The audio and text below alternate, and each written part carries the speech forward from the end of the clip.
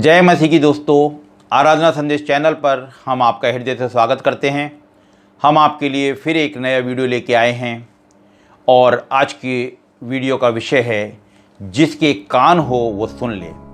और ये वाक्य हम बार बार बाइबल के अंदर पढ़ते हैं और इस बात को समझाने के लिए आज हम मत्ती रचित सुसमाचार के 13वें अध्याय में एक दृष्टांत है, बीज बोने वाले का दृष्टांत। उसके द्वारा हम आज के इस विषय को समझने की कोशिश करेंगे। और यहाँ पे हम देखते हैं जो मत्ती रचित सुसमाचार के 13वें अध्याय के पहले वचन से आगे इस प्रकार लिखा है। उस दिन यीशु घर से निकलकर झील के किनारे जा बैठा और उसके पास ऐसी भीड़ इकट्ठी हुई कि वह नाव पर चढ़ गया और सारी भीड़ किनारे पर खड़ी रही। प्रभु यीशु मसीह के जीवन की हर एक बात जो उन्होंने अपने दिनचर्या में किया वो मेरे और आपके जीवन के लिए, आत्मिक जीवन के लिए बहुत महत्वपूर्ण है। और जितने भी दृष्टांत प्रभु यीशु मसीह ने सुसमाचारों के अंदर दिए हैं वो हमें बहुत सी बातें सिखाते हैं। एक एक दृष्टांत के अंदर बहुत से भेद छुपे हुए हैं। आज हम इस बीज बोने वाले दृष्टांत के माध्यम से बहुत सी भेद की बातों को जानेंगे। और यहाँ पर प्रभु यीशु मसीह दृष्टांत देते हैं कि एक बीज बोने वाला बीज बोने निकला और वो बीज 4 तरह की अलग अलग भूमि में पड़ा। पहला हम देखते हैं कि जो राह के किनारे पड़ा, और दूसरा बीज जो हम देखते हैं पथरीली भूमि पे गिरा, और तीसरा स्थान जो भूमि का था वो थी झाड़ियां, और चौथा एक उपजाऊ भूमि पर गिरा। लेकिन इससे पहले हम देखते हैं कि प्रभु यीशु मसीह के पीछे बहुत बड़ी भीड़ थी। इस भीड़ में बहुत से लोग थे और इनमें वही लोग थे जिनको दृष्टांत के माध्यम से प्रभु यीशु मसीह बताना चाहते हैं। इस भीड़ के अंदर कुछ तो वो लोग थे जो प्रभु यीशु मसीह के पीछे केवल रोटी खाने के लिए थे, क्योंकि यूहन्ना रचित सुसमाचार उसका 6 अध्याय 26वें वचन में लिखा है कि लोग मुझे इसलिए नहीं ढूंढते कि आश्चर्य कर्म देखें, पर इसलिए ढूंढते हैं या इसलिए मेरे पीछे चलते हैं क्योंकि उन्हें वे रोटी खा के तृप्त हुए हैं। तो एक तो हम वो देखते हैं भीड़ के अंदर वो लोग थे जो रोटी के लिए प्रभु यीशु मसीह के पीछे चल रहे थे, और दूसरी हम देखते हैं कुछ ऐसे लोग हैं जो केवल अपने जीवन में, यदि उनके जीवन में कोई परीक्षा है या बीमारी है, वो उस बीमारी से छुटकारा पाने के लिए प्रभु यीशु मसीह को ढूंढ रहे थे।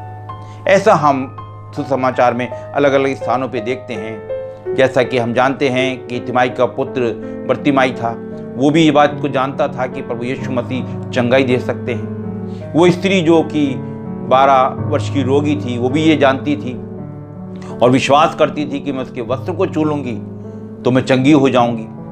इस तरह के लोग भी उस भीड़ में थे। और तीसरी तरह के वो लोग थे जो एक आत्मिक शांति, आध्यात्मिक शांति की तलाश में थे।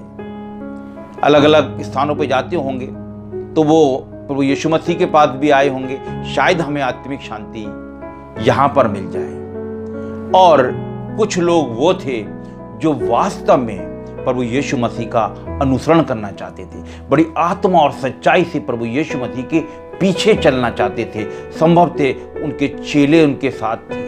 और ऐसे बहुत से विश्वासी भाई लोग होंगे, मेरे जैसे, आपके जैसे लोग होंगे जो प्रभु यीशु मसीह के पीछे चलना चाहते हैं, उसका अनुसरण करना चाहते हैं, जिन्होंने प्रभु यीशु मसीह को अपना उद्धारकर्ता स्वीकार कर लिया है। लेकिन आज दृष्टांत के माध्यम से प्रभु यीशु मसीह इस भीड़ को बताना चाहते हैं कि 4 तरह के जगहों पे, 4 तरह की भूमि में ये बीज गिरा।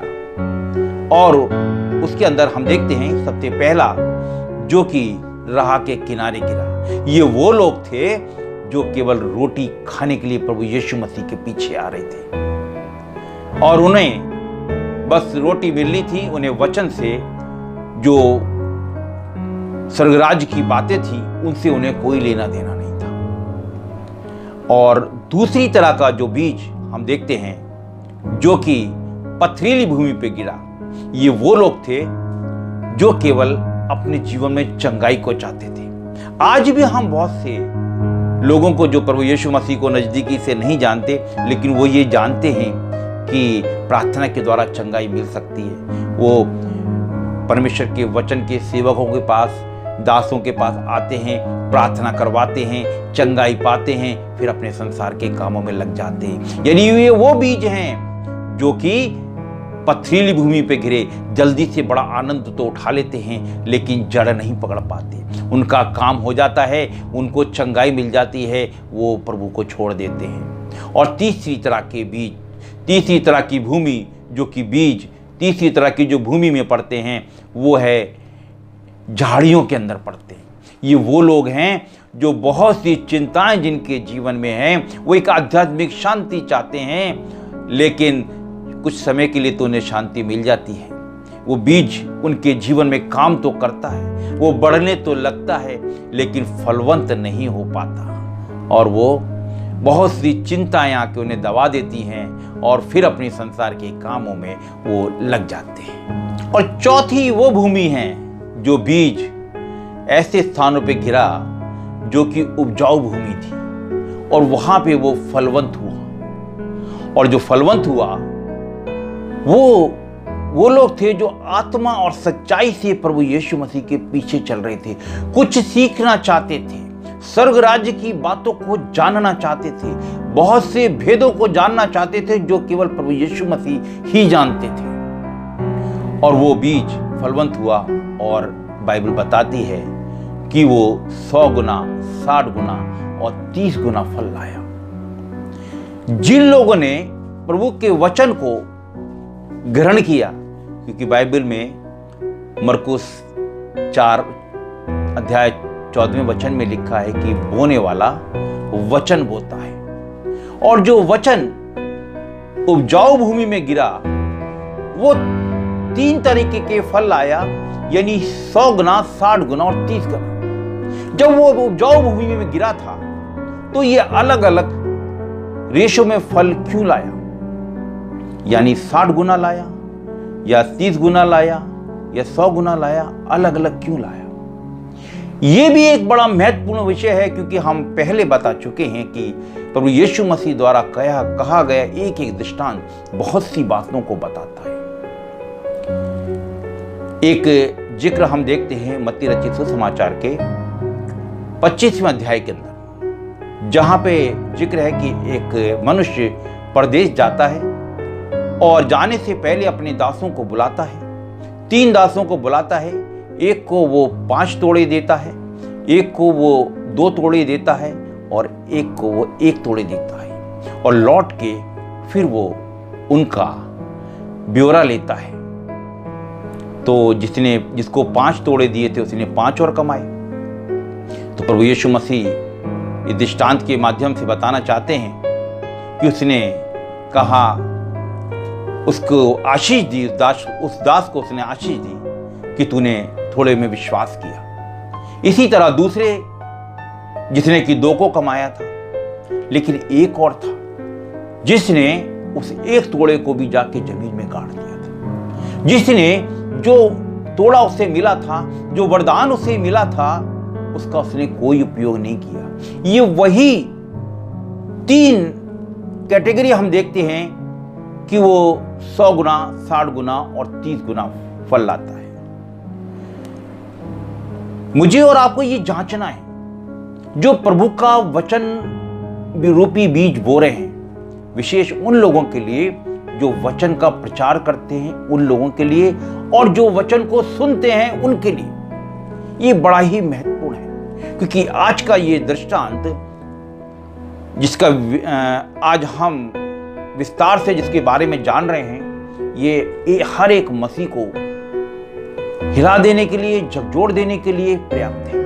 हम किस स्तर पे खड़े हैं, हम कौन सी भूमि है, और हमें जो वरदान मिले हैं उसका हम कितना उपयोग कर रहे हैं। रोमियों का 12वां अध्याय उसके 7वां और 8वां वचन अगर हम पढ़ते हैं, लिखा है, यदि सेवा करने का दान मिले तो सेवा में लगा रहे, यदि कोई सिखाने वाला हो तो सिखाने में लगा रहे, उपदेशक हो तो उपदेश देने में लगा रहे, दान देने वाला उदारता से और जो अगुवाई करे वे उत्साह से करे, जो दया करे वो हर्ष से करे।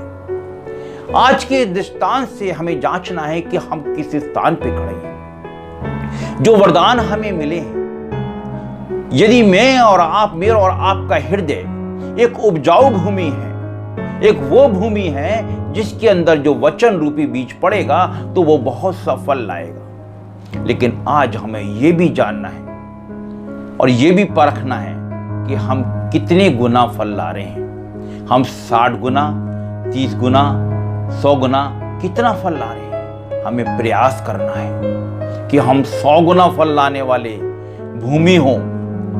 जो वचन हमारे हृदय में पड़ा है, जो हृदय रूपी भूमि में पड़ा है, वचन के सेवकों के द्वारा, पवित्र शास्त्र बाइबल के द्वारा, और आजकल तो हम देखते हैं बहुत से साधन हैं, इंटरनेट के द्वारा हम वचन रूपी बीज हमारे हृदय में बोया जा रहा है। लेकिन हम कितना फलदायक उसको बना रहे हैं, बहुत जरूरी है मुझे और आपको जानना। आज का ये दृष्टांत जिसे कि हम बचपन से सुनते आ रहे हैं, संडे स्कूल से सुनते आ रहे हैं और हमने इसको गानों के रूप में भी सुना है। आज हमें जांचना है कि हम कौन सी भूमि हैं।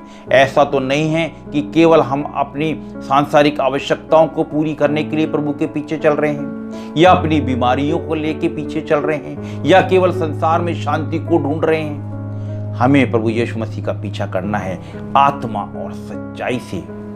और उसके बाद दूसरा जो जिम्मेदारी मेरी और आपकी है, जो कर्तव्य मेरा और आपका है, वो है जो वरदान मुझे और आपको मिले हैं उसको हम बहुत ऐसे चमकाएं, जैसा कि पौलुस अपने पत्रियों में लिखता है, और उसका हम 100 गुना फल लाने वाले हों। परमेश्वर करे आज का वचन हम सब के लिए आशीष का कारण हो। प्रभु आप सबको बड़ी आशीष दे।